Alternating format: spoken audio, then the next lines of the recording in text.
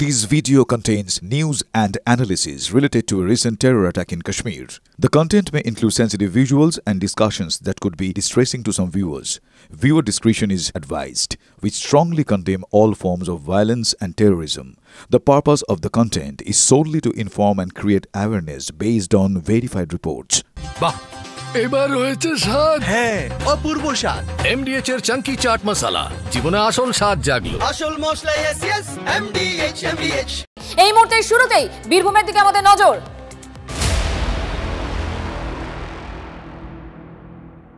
কদর্য হুমকি এসডিপিও অফিসে 95 মিনিটে 90টি প্রশ্নের মুখোমুখি অনুব্রত। 65 প্রশ্নের উত্তর দিয়েছেন কিভাবে আমরা জানার চেষ্টা করব। এই মুহূর্তে আমরা কি তথ্য পাচ্ছি? তন্ময় প্রামাণিক এই মুহূর্তে আমাদের সঙ্গে রয়েছেন, আমাদের প্রতিনিধি তন্ময়। দেখো, সূত্র মারফত যেটুকু জানতে পারছি তাতে 95-90টি প্রায় প্রশ্নের একটা তালিকা তৈরি করা হয়েছিল। সেই তালিকার বেশিরভাগ প্রশ্নই প্রায় 60 থেকে 70-75% পর্যন্ত প্রশ্ন হ্যাঁ বা নায়ে উত্তর, আর বাকিগুলো ছিল ইনফরমেটিভ, অর্থাৎ আমাকে তথ্য দিতে হবে। সেই জায়গায় কিন্তু বেশিরভাগ প্রশ্নের উত্তর এড়িয়ে গিয়েছেন অনুব্রত মণ্ডল। তাকে বারবার যখন জিজ্ঞাসা করা হয় তার সঙ্গে কারা কারা ছিলেন, তিনি বলেছেন তার কিছু মনে নেই, তিনি কোনো ফোন করেননি। প্রথমেই তিনি বলেছেন আইসির সঙ্গে তার একটি বিষয়ে কথা হয়েছিল, সেই কথাটি তার এক কর্মী মার খেয়েছে সেটা নিয়ে। তারপর কোনো ফোন তার ফোন থেকে যায়নি, পুরো ফোনটির কথা তিনি অস্বীকার করেছেন, বলেছেন এই ধরনের কোনো ফোন তিনি করেননি। 1, 2, তারপর তাকে যখন জিজ্ঞাসা করা হয় আপনি আইসিকে কদর্য ভাষায় এইভাবে কথা বললেন কেন, তিনি বলেন আমার স্বর নকল করে কেউ চক্রান্ত করছে, এই ধরনের কোনো ঘটনা ঘটেনি, আমার কিছু মনে নেই। এক মিনিট দেখো, যদি অনুব্রত মণ্ডল সবটা বলে থাকেন যে তিনি এ ধরনের কোনো কাণ্ড ঘটাননি, তাহলে হুমকি না দিলে তিনি ক্ষমা চাইলেন কেন তন্ময়? এই প্রশ্ন কিন্তু সেখানে এসডিপিও অফিসে যখন তাকে জেরা করা হচ্ছিল সেই প্রশ্ন করা হয়েছিল যে আপনি বলছেন কিছু জানেন না, আপনি বলছেন ওষুধ খেয়েছিলেন কিছু মনে নেই, আপনি বলছিলেন নার্ভের ওষুধ খেয়েছিলেন, ঘুমের ওষুধ খেয়েছিলেন, কোনো কিছু মনে নেই এবং এই ধরনের কোনো ঘটনা ঘটেনি, আপনি কোনো ফোন করেননি, তাহলে আপনি ক্ষমা চাইলেন কেন? সেখানে তার সপাটে উত্তর ছিল, সূত্র মারফত যেটুকু আমরা জানতে পারছি, যে আমার দলনেত্রী, আমার নেত্রী, তার নির্দেশ ছিল, তার যে কোনো নির্দেশ আমার শিরোধার্য, আমি তাকে ভগবান বলে মানি, তিনি বলেছিলেন ক্ষমা চাইতে, আমি ক্ষমা চেয়ে নিয়েছি। একেবারে বলা চলে সেদিনের রাতের ঘটনা হুবহু অস্বীকার একদিকে, অন্যদিকে কিছুই মনে পড়ছে না তার, ওষুধ খেয়েছিলেন বলে। এই জায়গাতেই কিন্তু এই গোটা যে জেরা পর্ব বা জিজ্ঞাসাবাদ পর্ব যেভাবেই আমরা ব্যাখ্যা করি না কেন, সেখানে তিনি আইনজীবীকে নিয়ে ঢুকেছিলেন এবং আরেকটা দিকে তার অ্যাটেন্ডেন্ট ছিল সঙ্গে, বিশ্বরূপ বলে একজন অ্যাটেন্ডেন্ট ছিলেন, এদেরকে নিয়ে তিনি ভেতরে ঢুকেছিলেন এবং সেখানে এই কোশ্চেন, এই সমস্ত উত্তরে মুখোমুখি হন। সূত্র মারফত আমরা এখনো পর্যন্ত যেটুকু জানতে পারছি। মঞ্চিরা, তন্ময় আরো একটা বিষয় দেখো, যে যদি উনি 90টা প্রশ্নের মধ্যে বেশিরভাগটাই যেগুলো তাকে বলতে হতো সেগুলো এড়িয়ে গিয়েছেন, বাকিটা হ্যাঁ বা নাতে উত্তর দিয়েছেন, তার মানে কোথাও যদি আমরা বলি যে তিনি ঠিকমতো কিন্তু সহযোগিতা করেননি, তাহলে তারপর যখন বেরিয়ে এলেন চওড়া হাসি নিয়ে বেরিয়ে এলেন, কি বুঝবো আমরা? দেখো, এখন চওড়া হাসি নিয়ে উনি যখন বেরিয়েছেন তার মানে উনি ভালো জায়গায় আছেন, পুলিশ হয়তো ওনার কিছু করতে পারবে না এমনটা উনি ভেবেছেন, অথবা দল তার পাশে দাঁড়িয়েছে হয়তো এই একদম নীরবতার পর্বে, যে 5 দিনের নীরবতা পর্ব ছিল সেখানে হয়তো দল তার পাশে দাঁড়িয়েছে, অথবা পুলিশ হয়তো আর এগোতে চাইছে না, এরকম নানান বিষয় হতে পারে। এখন তিনি কেন এসেছেন তিনি জানেন, তবে তাকে রিল্যাক্স লেগেছে, রিল্যাক্স মোডে ছিলেন এবং যখন বেরিয়ে এলেন লুকিয়ে যিনি ঢুকছেন, সবাইকে এড়িয়ে গিয়ে ঢুকছেন, তারপর বেরোচ্ছেন রিল্যাক্স মোডে, অর্থাৎ কোথাও কিছু একটা তিনি মনে করছেন যে তার পক্ষে যাচ্ছে গোটা অবস্থানটা, যে কারণে তিনি বেরিয়ে একেবারে গাড়িতে উঠলেন। আর সবচেয়ে উল্লেখযোগ্য যেটা কাল থেকে আমরা বারবার বলে যাচ্ছি, যার বিরুদ্ধে অভিযোগ, খোদ পুলিশকে আক্রমণ করার অভিযোগ, পুলিশকে হুমকি দেওয়ার অভিযোগ, পুলিশকে মারধর করার অভিযোগ, পুলিশের বাড়ির লোকজনকে নিয়ে কদর্য ভাষায় হুমকি দেওয়ার অভিযোগ, তাকে পুলিশ কর্ডন করে বার করে এনে গাড়ি চাপিয়ে দিল যাতে আমরা কাছে না পৌঁছতে পারি। অর্থাৎ তুমি বুঝতেই পারছো যে অনেকটা আগের থেকে চাপ মুক্ত, এমনটাই কালকে সন্ধ্যে পর্যন্ত অনুব্রত মণ্ডলকে দেখে মনে হয়েছে। নজর থাকবে আমাদের তন্ময়, আপাতত তোমাকে ধন্যবাদ। এই মুহূর্তে যে ছবি আপনাদেরকে দেখাচ্ছি দেখুন, গ্রাফিক্যাল একটা প্রেজেন্টেশন যেখানে কথোপকথন মানে ঠিক প্রশ্নগুলো করা হয়েছে। 95 মিনিটে 90টা প্রশ্নের মুখোমুখি হয়েছেন অনুব্রত মণ্ডল। 65 প্রশ্নের উত্তর দিয়েছেন হ্যাঁ বা নাতে এবং এড়িয়ে গিয়ে এড়িয়েছেন বেশিরভাগ প্রশ্ন। আইসিকে ফোনে হুমকির কথা বেমালুম অস্বীকার করেছেন। দলের এক কর্মীকে মারধরের বিষয়ে আইসির সাথে নাকি তার ফোনে কথা হচ্ছিল, এটুকু তিনি বলেছেন। কিন্তু আইসিকে হুমকি, গালিগালাজের কথা সম্পূর্ণ অস্বীকার করেছেন। এমনকি তিনি বলেছেন তার কিছু মনেই নেই, কারণ তিনি অনেক ওষুধ খান, তো তাই কিছু মনে নেই। সাফাই কেষ্টমণ্ডলের। আর এই কনভারসেশনের পর যখন তিনি বেরিয়ে আসেন এসডিপিও অফিস থেকে, তখন আমরা দেখি চওড়া হাসি নিয়ে বেরিয়ে আসছেন অনুব্রত মণ্ডল। আর মঞ্জিরা, একদিকে যেমন অনুব্রত মণ্ডল বলছেন যে তার কিছু মনে নেই, তার সঙ্গে সঙ্গে বলি যে খান থেকে এই ঘটনার সূত্রপাত, মানে যে ফোনের কনভারসেশন থেকে সেই আইসির দুটো ফোন বাজেয়াপ্ত করেছে পুলিশ, কিন্তু অনুব্রত মণ্ডলের ফোন কোথায় সেটাই তো এখন বড় প্রশ্ন। কারণ কালকে যখন এসডিপিও অফিসে যান কেষ্টমণ্ডল, তখন কিন্তু তিনি এই ফোন টোন নিয়ে যাননি। এবং শুধুমাত্র তাই না, তার ফোনই নাকি খুঁজে পাওয়া যাচ্ছে না। কোথাও গিয়ে মঞ্জিরা আমাদের সেই মনে পড়ছে জীবন কৃষ্ণের সেই ফোন কাহিনীর কথা মনে আছে, যখন কেন্দ্রীয় এজেন্সি যায় তখন জীবন কৃষ্ণ তার ফোন দুটো নিয়ে পুকুরে ফেলে দিয়েছিল, এবং সেই পুকুরেই তল্লাশি চলে প্রায় 48 ঘন্টার কাছাকাছি। তারপরে গিয়ে সেই ফোন দুটো উদ্ধার হয়েছিল। কোথাও এই কেষ্টমণ্ডলের ফোন না পেয়ে যাওয়া, কোথাও আবার সেই জীবন কৃষ্ণের সেই ফোন কাহিনীকে একবার মনে করাচ্ছে।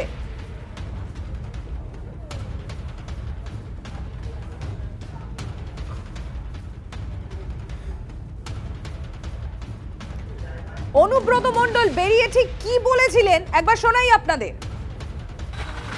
দেখি তারপর আগে চাল চলন দেখি, চাল চলন দেখি, তারপর আগে চাল চলন দেখি, চাল চলন দেখি, তারপর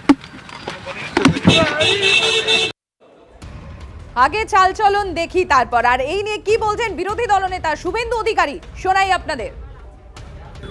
সরাসরি বলেন আমার পার্টির অ্যাসেট, আমি ওকে রাজ্যসভা দিতে চেয়েছিলাম, নেয়নি। আশিস ব্যানার্জিকে চেয়ারম্যান করে কি কমিটি করেছে ছাতার মাথা, কিন্তু ফোনটা যাচ্ছে অনুব্রত মণ্ডলের কাছে।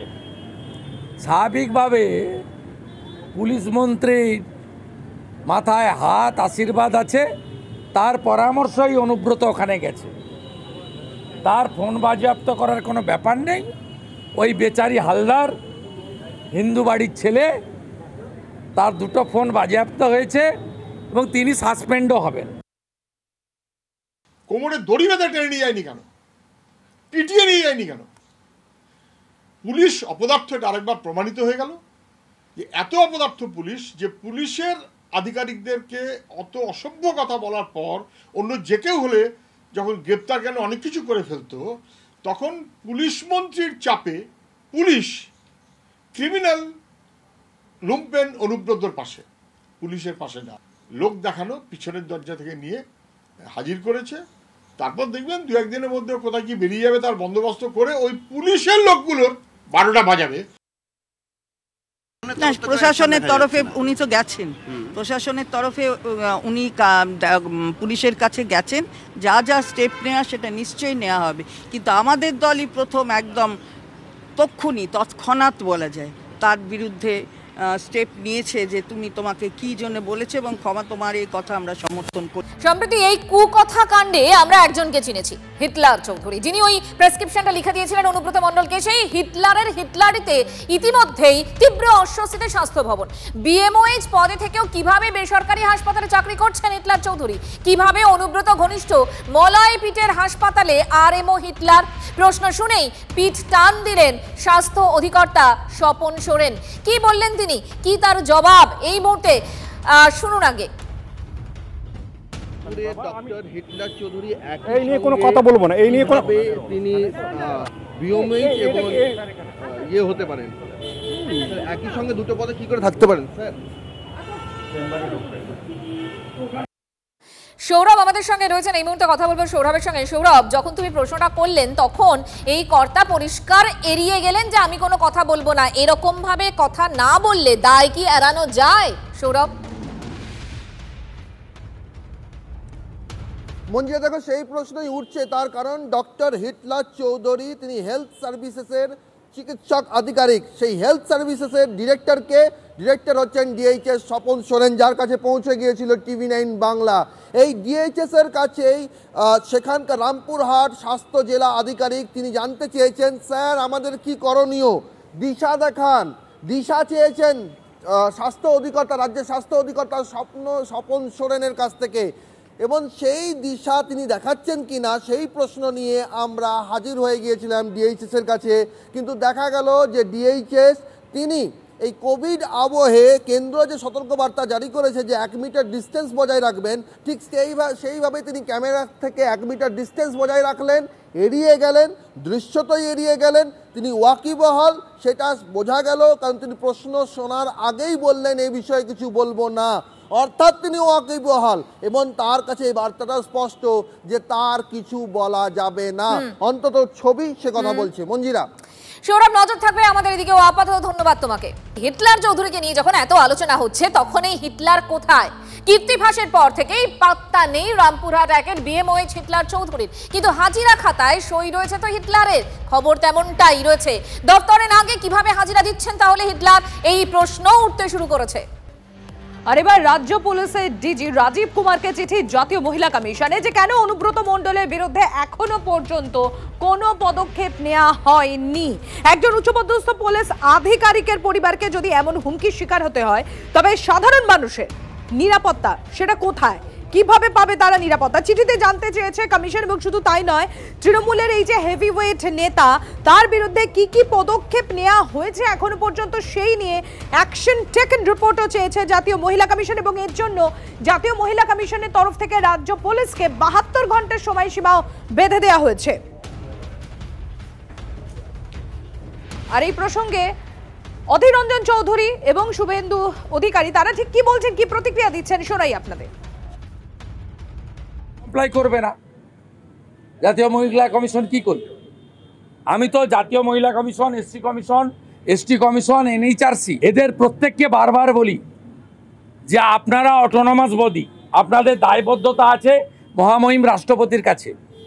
আপনারা কেন সুপ্রিম কোর্টে গিয়ে বলছেন না যে পশ্চিমবঙ্গে 2021 থেকে অদ্যাবধি গত 4 বছরে আপনাদের কোনো রেকমেন্ডেশন এরা মানেনি? মহিলা কমিশনে যদি রাজীব কুমার অ্যাপিয়ার না হয়, আমি বলছি অ্যাপিয়ার হবে না। আমি তো যা বলি কম বেশি মিলে যায়। বোলপুরের রাইসের ক্ষেত্রে আমি তো আপনাদের বলেছিলাম যে অনুব্রত মণ্ডলের এগেনস্টে অ্যাকশন হতে পারে না, উনি মমতা ব্যানার্জির কোলের লোক, অ্যাকশন হবে আইসির বিরুদ্ধে। কি আর করবে? জাতীয় মহিলা কমিশনের চিঠি আসবে, কি করবে সে? মনে করুন উত্তর দিল না, বা দিল সেরকম করে, তাদের কি করার ক্ষমতা আছে? তাদের এক্সিকিউটিভ মানে কিছু এক্সিকিউশন করার তো ক্ষমতা নেই তাদের, সেটা একটা রিপোর্ট যাবে। এখানকার পুলিশ কখনোই মহিলা কমিশনের ইচ্ছা মতন, তাদের দাবি মতন কোনো কাজ করবে বলে আমি বিশ্বাস করি না। এই মুহূর্তে আরো একটা বড় খবর, কর্মী সভায় উপস্থিত 40% কর্মী তৃণমূলের দয়ায় চাকরি পেয়েছেন। এই রকম অভিযোগ তো বিরোধীরা প্রায়শই করে থাকেন, কিন্তু নিয়োগ দুর্নীতি নিয়ে যে অভিযোগ বিরোধীরা বারবার করেন, এবার খোদ শাসক বিধায়ক মদন মিত্রই সে কথা বলছেন। কর্মী সভায় গড় হাজির কর্মীরাই, মেজাজ হারিয়ে তাই হুমকি মদনের। কান খুলে শুনুন, তৃণমূল দরজা বন্ধ করলে পায়ে এসে পড়বেন, কি ভাবছেন নিজেদের? হরিদাস পাল হুঙ্কার মদন মিত্রের। একদিন মিটিং ডাকবো, কারা কারা মিটিং এ আসবেন না তার প্রতিযোগিতা করার জন্য। একটা কথা কান খুলে শুনে রেখে দিন, আমি সব লক্ষ্য করেছি ওপর থেকে কারা নেমেছে শুধু 24 ঘন্টার জন্য। 24 ঘন্টার জন্য মমতা বন্দ্যোপাধ্যায় যদি ঘোষণা করে দেন যে আমি আমার কামারহাটির টিএমসিটা বন্ধ করে দিলাম, কামারহাটিতে টিএমসি নেই, বাড়িতে থাকতে পারবেন না, টিএমসি নেতাদের পায়ের তলায় গিয়ে কি ভাবছেন আপনারা নিজেদের? হরিদাস পাল কি ভাবছেন নিজেদের? আমরা জানি না ঘরের কথা। আমি দায়িত্ব নিয়ে বলতে পারি এখানে যারা আছেন তারা অন্তত 40% তৃণমূলের দেওয়া চাকরি পেয়েছে। বিজেপি নেতা জগন্নাথ চট্টোপাধ্যায় এই মুহূর্তে আমাদের সঙ্গে রয়েছেন। জগন্নাথ বাবু, এই যে তৃণমূলের দয়ায় কর্মীরা চাকরি পাচ্ছেন, এটা তো আপনারা জেনারেলি বলে থাকেন, সেক্ষেত্রে আপনাদের এই অভিযোগটা কার্যত মেনে নিলেন তো মদন মিত্র? অভিযোগ মানার উপর তো কিছু নির্ভর করে না। এর আগে তো ব্রাত্য বসু শিক্ষামন্ত্রী তিনিই বলেছিলেন চাকরিটা তৃণমূলের লোকই পাবে, কিভাবে দেব বলবো না। একই কথাই মদন মিত্র বলেছেন, যাহা মদন উক্তি তাহাই ব্রাত্যোক্তি। তো সুতরাং এটা তো অত্যক্তি না, তো বোঝাই যাচ্ছে যে তৃণমূল মানে চোর, তৃণমূল মানে চাকরি বিক্রি করা সরকার, তৃণমূল মানে দুর্নীতির সরকার। এবার একে এক করে নিজেদের লোকেরা বলতে শুরু করেছেন। কেন? একটা নিরাপত্তাহীনতা এবং একটা ভয় কাজ করছে তাদের। আজকে যাদেরকে চাকরি বিলিয়েছেন, চাকরি বিক্রি করেছেন, তাদেরকে স্মরণ করাতে হচ্ছে তৃণমূল কংগ্রেস চাকরিটা দিয়েছে। কারণ 26 যদি হেরে যায়, হেরে গেলে পরেও পরিস্থিতি গোলমাল হয়ে যেতে পারে, তাই সে কথাই স্মরণ করাচ্ছেন। এর মধ্যে তো নতুন কিছু নেই। এবং আরো যত দিন যাবে তত এইভাবে ভয় দেখানো আর কর্মীদেরকে যে কোনো মূল্যে ভোট জেতানোর জন্য এইসব আরো উল্টো পাল্টা কথা বলতেই থাকে। ধন্যবাদ আপনাকে জগন্নাথ বাবু। আরো একবার শোনাই মদন মিত্র কি বলছেন। একদিন মিটিং ডাকবো, কারা কারা মিটিং এ আসবেন না তার প্রতিযোগিতা করার জন্য। একটা কথা কান খুলে শুনে রেখে দিন, আমি সব লক্ষ্য করেছি ওপর থেকে কারা নেমেছে শুধু 24 ঘন্টার জন্য। 24 ঘন্টার জন্য মমতা বন্দ্যোপাধ্যায় যদি ঘোষণা করে দেন যে আমি আমার কামারহাটির টিএমসিটা বন্ধ করে দিলাম, কামারহাটিতে টিএমসি নেই, বাড়িতে থাকতে পারবেন না, টিএমসি নেতাদের পায়ের তলায় গিয়ে কি ভাবছেন আপনারা নিজেদের? হরিদাস পাল কি ভাবছেন নিজেদের? আমরা জানি না ঘরের কথা। আমি দায়িত্ব নিয়ে বলতে পারি এখানে যারা আছেন তার অন্তত 40% তৃণমূলের দেওয়া চাকরি পেয়েছে। রাজনীতির ময়দানে আরো একটা বিতর্ক। মহিলাদের পোশাক নিয়ে বিতর্কিত মন্তব্য করলেন বিজেপি নেতা কৈলাস বিজয়বর্গী আরো একবার। মেয়েদের ছোট পোশাক পরা পছন্দ নয়, ভারতের সংস্কৃতির সঙ্গে সামঞ্জস্যপূর্ণ পোশাকই মেয়েদের পরা উচিত, মন্তব্য মধ্যপ্রদেশের মন্ত্রী কৈলাস বিজয়বর্গীর। ভিডিও পোস্ট করে কৈলাসের পদত্যাগ দাবি তৃণমূলের। कि हमारे यहाँ क्या है कि अच्छा पहने लड़की, अच्छा श्रृंगार करे, खूब अच्छे गहने पहने, अच्छे सुंदर कपड़े पहने तो उसको बहुत अच्छा मानते हैं, यह बहुत सुंदर है। पर विदेश में जो कम कपड़े पहनती है ना उसको अच्छा मानते हैं, उनकी सोच है। तो ऐसा कहते हैं कि भाई कम कपड़े पहनने वाली लड़की जिस प्रकार सुंदर होती उसी प्रकार कम भाषण देने वाला नेता भी बहुत बढ़िया होता है। ऐसी ये कहावत है विदेश में। अपने मैं इसका पालन नहीं करता हूँ, मैं तो इसको नहीं मानता हूँ। मैं तो ये मानता हूँ कि हमारे यहाँ महिला देवी का स्वरूप है, खूब अच्छे कपड़े पहने। मेरे को तो कम कपड़े वाली अच्छी नहीं लगती है। हाँ, मेरे से कई बार सेल्फी खिंचाने आती है बच्चियाँ, तो मैं कहता बेटा अच्छे कपड़े पहन के आना, फिर खिंचाना मेरे साथ, मैं मना कर देता हूँ। কৈলাস বিজয়বর্গীয়র কাছ থেকে এর থেকে বেশি তো কিছু আশা করা যায় না। এই ধরনের কথা মহিলাদের সম্পর্কে বলা আজকে কতটা যুক্তিযুক্ত, কতটা নোংরামির পর্যায়ে পড়ে সেটা নিশ্চয়ই তাদের দল দেখবে। আমাদের দল ওনার পদত্যাগ দাবি করেছে কৈলাস বিজয়বর্গীয়। তিনি কি ভাবছেন মেয়েরা কি পোশাক পরবে তার কথা শুনে পোশাক পরতে হবে না, সুতরাং তিনি নিজেরটা ভাবুন। আর এই ধরনের কথার আমরা ধিক্কার জানাই। আরো একবার শাসক দলের গোষ্ঠীকোন্দল প্রকাশ্যে, আর এবার বিধায়কের সামনেই গোষ্ঠীকোন্দল। আর যেরকম শুধুমাত্র বচসা এটা শেষ হয়ে যায়নি, বচসা হাতাহাতিতে পৌঁছে এবং পরিস্থিতি এমন জায়গায় চলে যায় যে পুলিশ এসে তারপর পরিস্থিতি নিয়ন্ত্রণে আনে। কৌশিক রয়েছে আমাদের সামনে, আমাদের সঙ্গে রয়েছেন কৌশিক। কৌশিক, কি বিষয়টা এবং বিধায়ক জাকির হোসেনের তরফ থেকেই বা কি বলা হচ্ছে, কারণ তার সামনেই বচসা হাতাহাতি পর্যন্ত গড়ায়।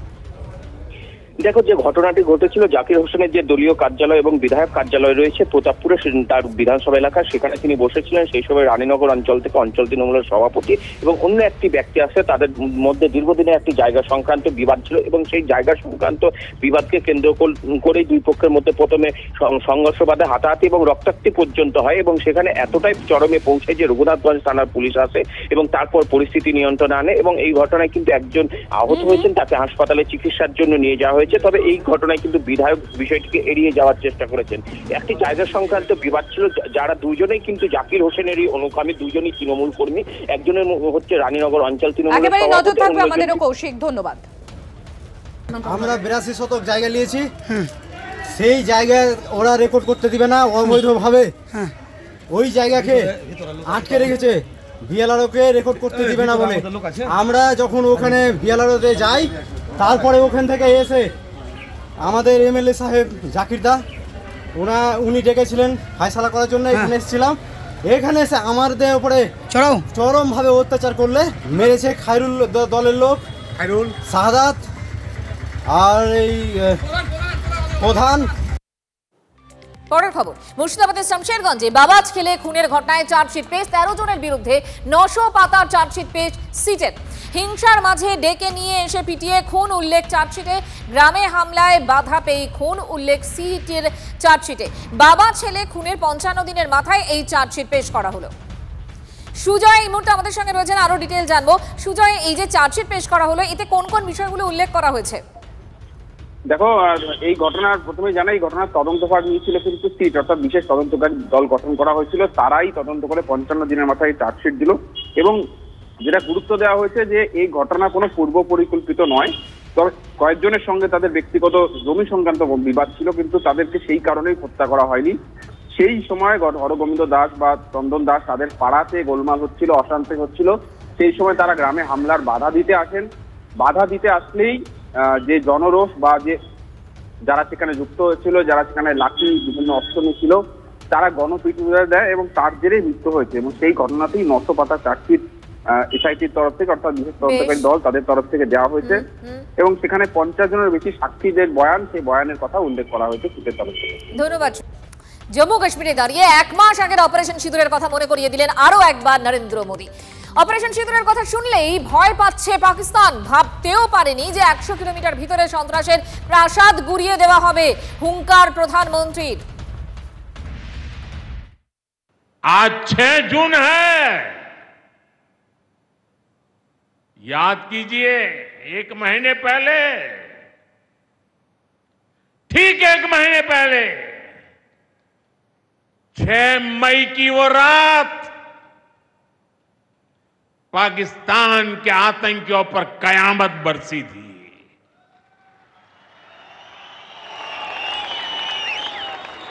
अब पाकिस्तान कभी भी ऑपरेशन सिंदूर का नाम सुनेगा तो उसे अपनी शर्मनाक शिकस्त याद आएगी।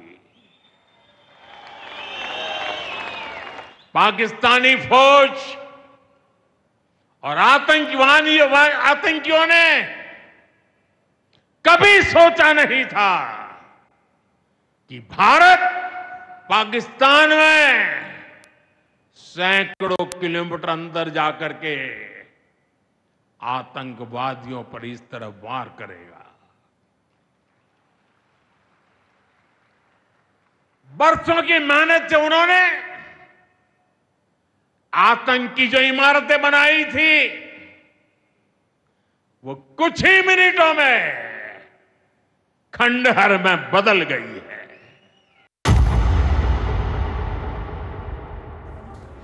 আর এবার আপনাদের যে খবর তুলে ধরবো, শাহবাজ শরীফ প্রধানমন্ত্রী তিনি এবার ভারতের সঙ্গে আলোচনায় বসতে চাইছেন এবং যে কোনো পর্যায় পর্যন্ত তিনি যেতে প্রস্তুত। তার কারণ তিনি রাশিয়ার প্রেসিডেন্টের পায়ে ধরেছেন রীতিমতো প্রায়, কারণ কাতর আর্জি জানিয়ে তিনি চিঠি লিখেছেন ভারতের সঙ্গে তিনি এক টেবিলে আলোচনায় বসতে চান, সাহায্য করুন। রাশিয়ার প্রেসিডেন্টকে চিঠি লিখে এমনই আর্জি জানাচ্ছেন পাক প্রধানমন্ত্রী শাহবাজ শরীফ। দ্বন্দ্ব মেটাতে যে কোনো কূটনৈতিক পদক্ষেপের জন্য প্রস্তুত ইসলামাবাদ, যে কোনো নিরপেক্ষ মধ্যস্থতার জন্য তৈরি, পুতিনকে জানিয়েছেন চিঠিতে পাক প্রধানমন্ত্রী। কথা হলে হবে শুধু পাক অধিকৃত কাশ্মীর ফেরানো নিয়ে। আগেই আপনারা জানেন যে এই বিষয়টি স্পষ্ট করে দেয় নয়াদিল্লি।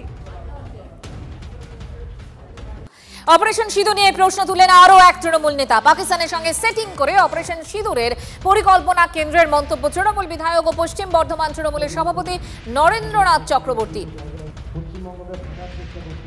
সিঁদুর খেলা শুরু করেছে বিজেপি সরকার।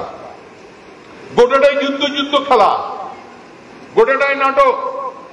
পাকিস্তানের সঙ্গে ফিটিং করেছে, এরা সিঁদুর খেলতে নেমেছে।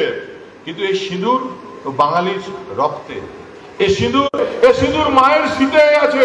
তাই এই সিঁদুরকে নিয়ে যদি খেলা করে তাকে উচিত শিক্ষা দিতে হবে, বলতে হবে মায়ের সিঁদুর নিয়ে যারা খেলা করে তাদেরকে ডাস্টবিনে ছুঁড়ে ফেলতে হবে, এটাই বোঝাতে হবে।